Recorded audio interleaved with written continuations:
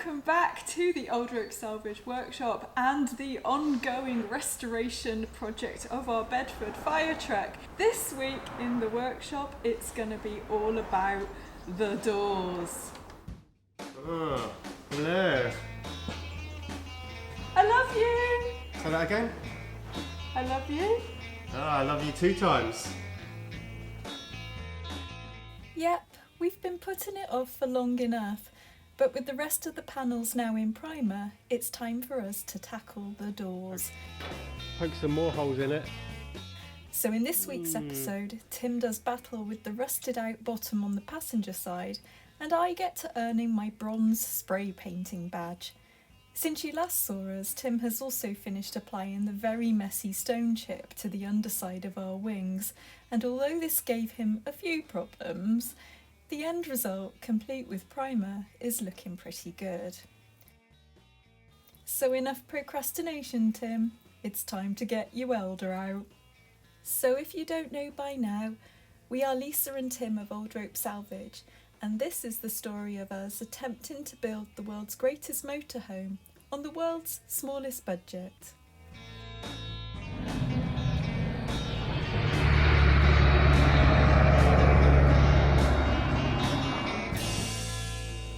As you can see for the last couple of videos, we've gone over all of the panels, the wings, the headlamp panels, the little crossbars, the engine thing, basically all of them.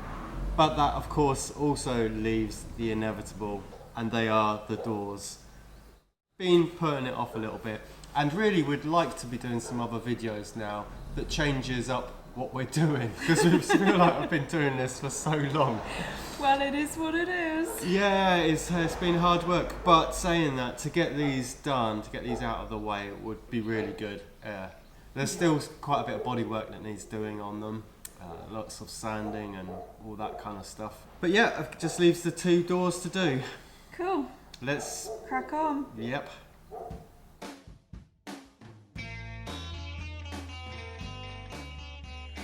Right, so how bad are they?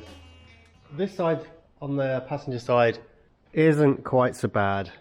A hole in here, and then in the bottom part of it, well, obviously that's got a bit of a hole, and we'll poke some more holes in it so we can get inside.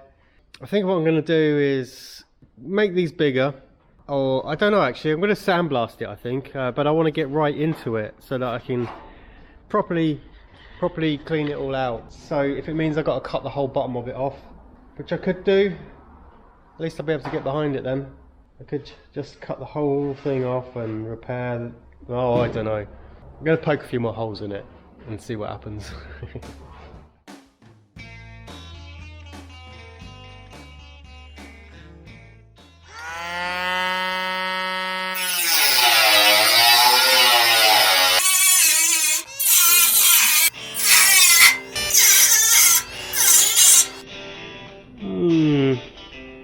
Let's make more holes.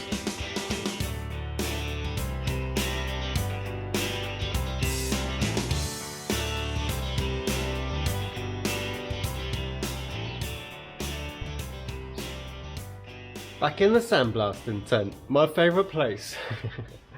So I've decided to bring the door in here and kind of clean it up a little bit to see what we're dealing with, and to see if it's possible to sandblast inside it as well, which would be pretty good to clean up all of that.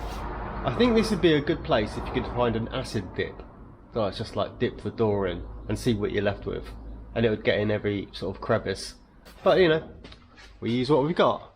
This is the little bit that I cut out last night. Part of the reason of cutting it out before then is so that I could get underneath it. And we have a few more extra holes that weren't there before. This area of the door is amazing, it's really good, and even inside doesn't look too bad, but the bottom, it is showing up that there's quite a lot of holes, and this repair might be a little bit more complicated than I had hoped. Doors, it's my nemesis.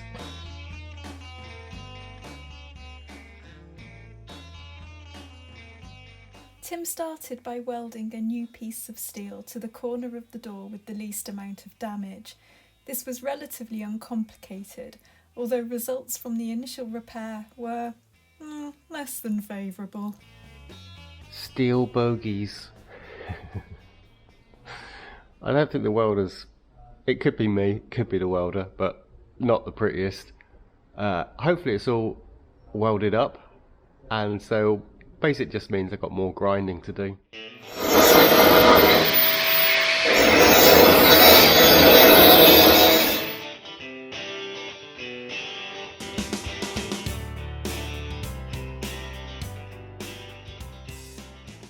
Now onto the big and complicated bit.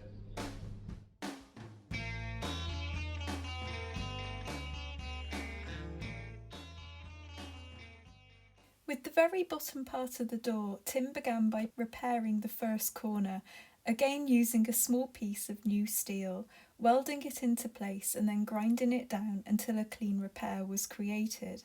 Moving on to the second and the worst corner, he decided to tackle it one stage at a time and began by fabricating a new top edge, again in new steel, from where he could then hopefully work his way down through the layers.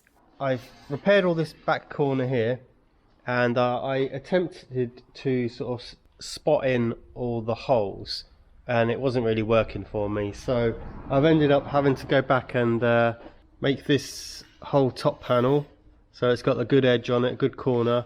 I've spotted that in and it's all level, it's all flat, and now I've got to cut this piece around and put that in, and there's a step over into this bottom bit, so I don't know what order I'm going to do it, but basically it's going to have to be several pieces that are going to line up off this. So I left as much of this as I could so that I could get the right curve, and I had a template of it beforehand, so the curve's exactly how it was, and now I'm going to gradually work along so that I can make it exactly like what the original would be, just in more pieces. Unfortunately, there's obviously no repair panels for this old truck, because that would be the most obvious thing, just repair panel, cut the bottom off, weld it on. But no, you gotta make all these bits up. The outside's good anyway, and all the bits I've done around here look pretty good. There's no holes in it now, and it's pretty strong. By the time I've got the primer on it and a little bit of the fiberglass just to kind of where it's been welded up, it'll be good. Hopefully I can get on the inside and seal it all up from the inside and make it so it doesn't rust out anymore. But yeah, it's long and it's fiddly. It's tedious work.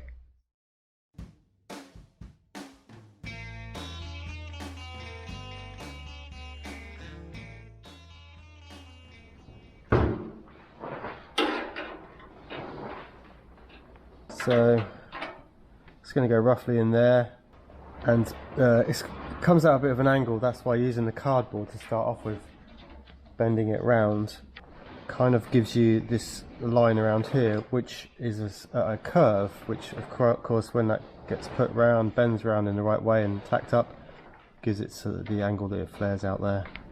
So by keeping this here until I need to get rid of it, I'm able to use this to make pretty good patterns, which will also create the shape as I go along as well.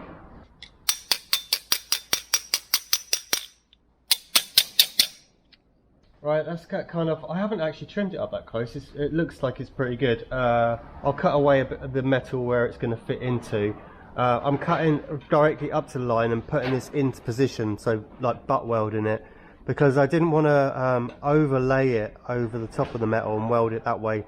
It will build up the extra thickness of the metal, and I don't want to run into the chances that the door doesn't shut or is out of alignment. So I'm literally cutting the piece out, inserting this into its place, and then butting it up against the next bit and welding it up as I go along. So this bit here I'll mark, it's actually to the line, I'll mark that out, cut the piece of metal behind it and make this so it fits in its place, and then you can work on to the next piece. I think I'm going to do the bit in the bottom first, then I've got a little curve around here which will join onto this one, and then the bit in here. I'll probably tack them all together in situ, take it out, weld them up so that I can get welded underneath the bottom, make sure it's nice and clean underneath it, and then try and fit it in one piece. A bit similar to how I kind of made the little repair panels on the the engine hatches, I suppose.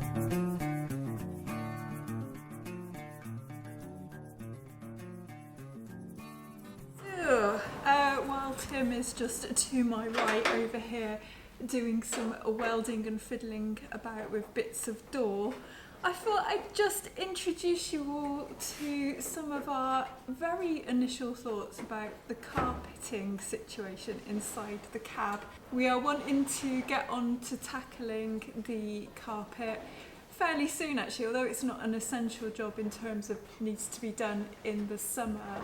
We just thought it would kind of finish off this kind of main phase really of all the cab restorations before we move on to the chassis. So what we'd like to do inside the cab is carpet it all in a really cool brown colour, obviously. Maybe in some really nice material like suede or something. But we are, as you know, on the tightest budget known to overlanding.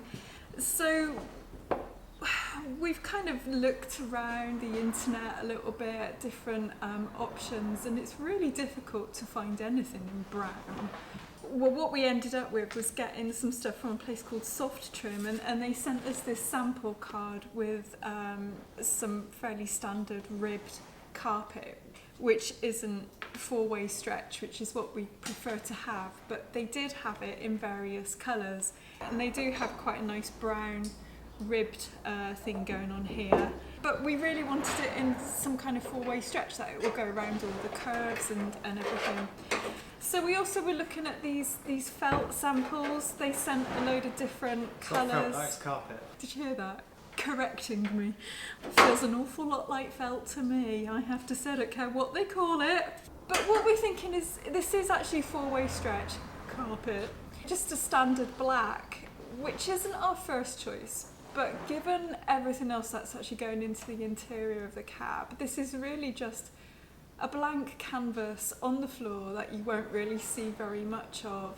But we could potentially put this in everywhere and then make mats in a more hard-wearing, non-four-way stretch proper carpet in, like, say, a brown colour.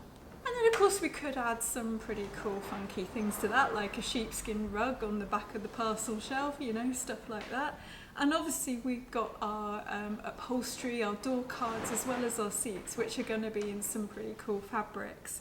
So that is kind of what we're thinking about at the moment. We are looking at potentially getting some more samples of like some suede type material, because they did have what looked like some pretty interesting colours, like burnt orange, that sort of thing. Now, if it's left to me, it would be orange, but we might have to come to some sort of compromise. So yeah, I'm quite excited. Carpet, it's a big step forward, isn't it? Any thoughts on that? Let us know in the comments. Anyone want to vote for burnt orange suede? Let me know in the comments.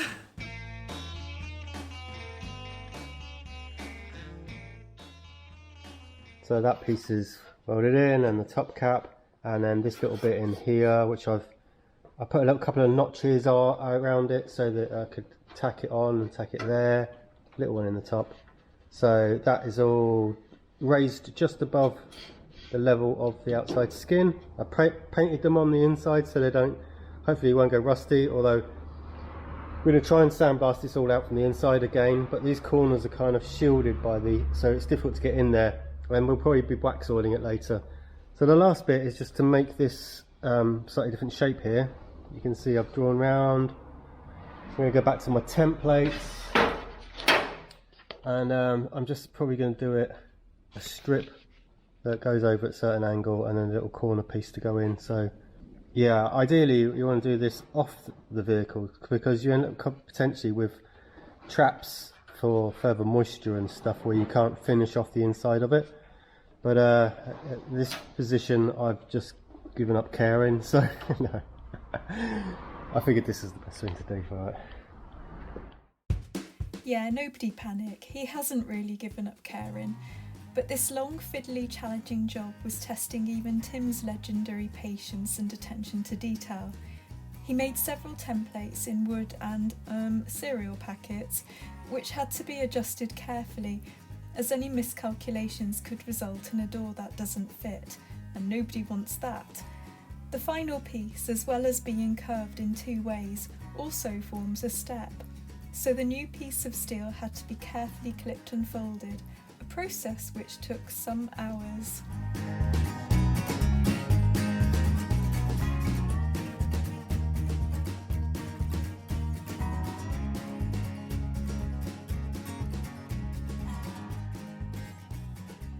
Because I have nothing to do today, because I'm basically just hanging around waiting for Tim to finish welding up the door so I can get on and sandblast it, I thought I'd make a list, because who doesn't love a good list? So I made a list of all the things that we can think of that we still need to do on the cab, and then the list just kept getting longer, and now the list kind of scares me a little bit. It's a bit of a challenge. But we've got stuff that we have to do in the summer weather, and then stuff that we can leave until autumn and winter. So with the summer, we've got all the sandblasting, the repairing and everything of the panels and the doors, which is fully in progress now. We've done all the sandblasting and all the panels apart from the doors. We've done most of the repairing and the priming as well. So we're getting on to sort of the more detailed end of the high build priming, sanding, and then the top coating. So after we've done all that, we're then going to go back and finish the headliner, the wooden headliner. That'll probably be in the next couple of weeks coming up. And on the headliner, we'll be painting our logo. We also have some nickel plating that we're going to do, following on from the zinc plating.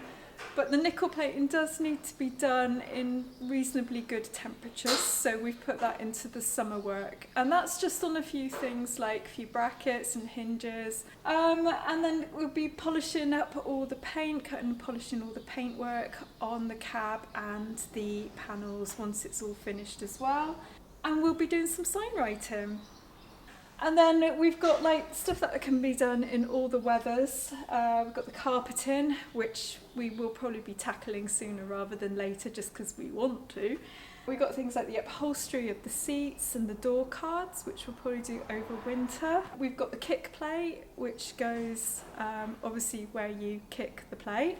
We've got windows. Now we've got all our windows, but we've got to get rubber seals sorted.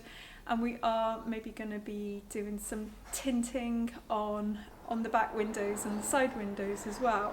We've got the heater, we've got the sun visors, which probably come under the upholstery side of things really. We've got the name badge to finish off, which will probably involve some more powder coating. And then we've still got a few little bits and pieces like the wing mirror brackets and the wing mirrors, which will probably get done with some powder coating if they don't get done with the paint. So that's our big list. It's not that scary. I'm not worried. It's all fine. I'm worried.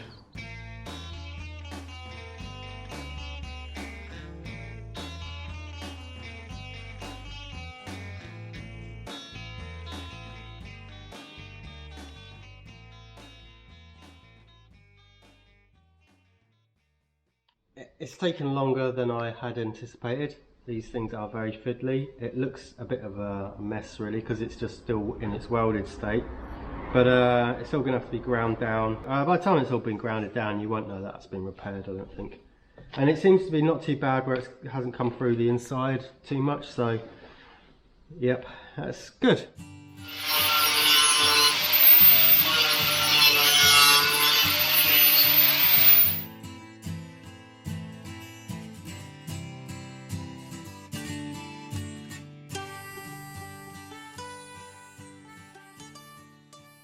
another little bit of a milestone.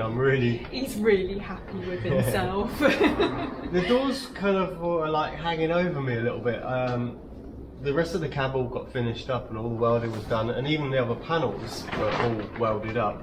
The doors sort of got left behind as the train rolled out of the station. These were left on the platform.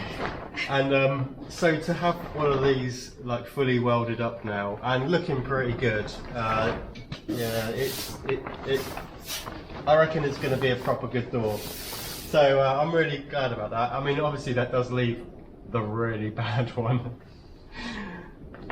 But one down, and it just leaves that one to go, so this is brilliant. So while he cracks on with the next one, I've got the unenviable task of sandblasting this one, but it is a really great... Yeah, it's really good. I think gives you a bit of confidence going on to the really bad one. It's like he's worked his way up to the really bad one, so... Yeah, I'm kind of like trying to get a little bit better at my welding and hammering and grinding. Well, you're a lot better than I am, so... Oh, you can do the next one if you want. I'll sandblast this, you go and weld the door up. Ah, right, if the wind doesn't like... It sounds like it's like the riders on the storm out there. I just got to finish doing the sandblasting on this door today. I am so over sandblasting, but you know, I just got to break on through the pain barrier. Is that the driver's door or the passenger door? Is it the front door? I don't know.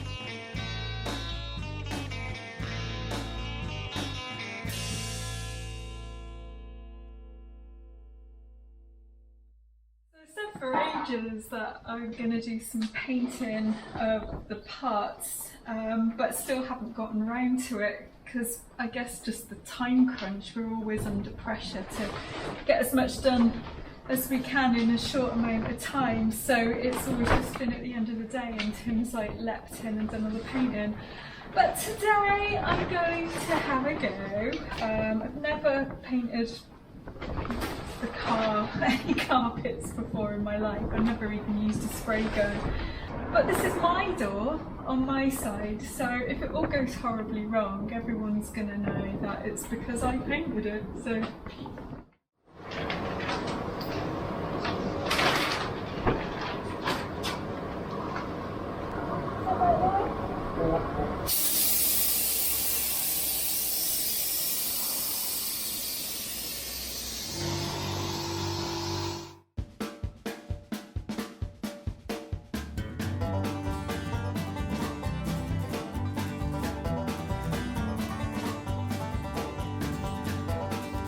Sandblasted and painted the door one side at a time, waiting 2 days in between for the first side to dry. When it comes to painting the precious top coat, we may have to build a stand of some sort to hang the door from, so we can paint the whole thing in one go. But for the primer, painting it on top of our trusty black bin seemed to work just fine. Although leaning over it for long periods at a time isn't half doing my old lady back in. Still, I was pretty pleased with myself for not messing up the paint job on my first attempt. Whoa! Oh, I'll tell you something! You'll be taking this baby out for a moonlight drive before you know it! Where are you going to take it? Have a bubble?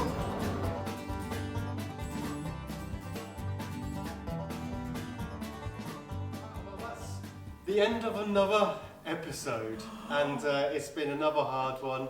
We've done loads of the work that we wanted to get going. We ideally wanted to get both of these doors finished, but we've got one really finished and one well underway, and this is a big weight off my mind, getting these doors. He was procrastinating on this for quite a while, I think, and putting it off. So yeah, I know you're feeling pretty pleased with yourself. So yeah, I'm really glad about this. It's been a slow afternoon though. Not much has gone on after a delicious lunch of a massive pasty, and now I have what I think is called the Roadhouse Blues. And need to lie down. Also known as a pasty hangover in these parts. But yeah, thanks Lucy for your generous donation to our cause. So yeah, that's these two panels, and that is the last of our major panels. I think there was 9 big panels. Oh, thank God. Yeah. And these are the last 2, and like I say, we've very nearly finished these. Yeah. Next week should see all this finished up. Yeah, looking forward to getting these all sort of finished off and into top coat over the next, well, hopefully next couple of weeks really, on with the headliner as well. Then we're going to put the cab down for the summer, and we are going to get on with the chassis. So a little nervous about that, but also excited. Hopefully we can get the cab in a nice looking position, you know, with maybe the doors rehung on it and the carpet. That'd be nice. But it's going on, and the weather's pretty good now. The temperatures are good, so we're able to paint and everything like that. Hence why we're so tired, because we're really sort of hammering it now. The weather's good because this is our window. Yeah, it's quite a lot of work, and these are slow, fiddly, a lot of work. But it's all good. Well, you've done a marvellous job of them, my dear. So it's your door, that is. It's my door. Yeah. I sprayed it as well. You did. I did. Fabulous. Your first attempt at spraying a panel. Very good.